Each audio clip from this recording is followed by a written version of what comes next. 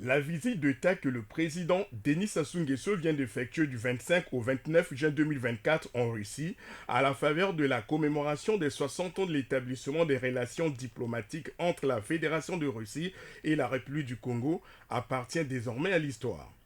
C'est avec le sentiment d'avoir joué sa partition dans la consolidation des liens d'amitié et de coopération qui existent entre les deux pays que le chef de l'État congolais a regagné Brazzaville ce lundi matin. Les multiples rencontres qu'il a eues aussi bien à Moscou qu'à Saint-Pétersbourg avec les hommes d'affaires et des investisseurs russes, mais aussi sa réception officielle par son homologue Vladimir Poutine au palais du Kremlin, ont réaffirmé la volonté de la Russie et du Congo d'aller vers une coopération bilatérale solide pour les 60 prochaines années. Par ailleurs, la contribution du président Denis Sassou Nguesso dans le développement et le renforcement des relations entre les deux pays lui a valu la médaille de l'Ordre de l'honneur de la Fédération de Russie, décernée par le chef de l'État russe à l'issue des entretiens en tête-à-tête.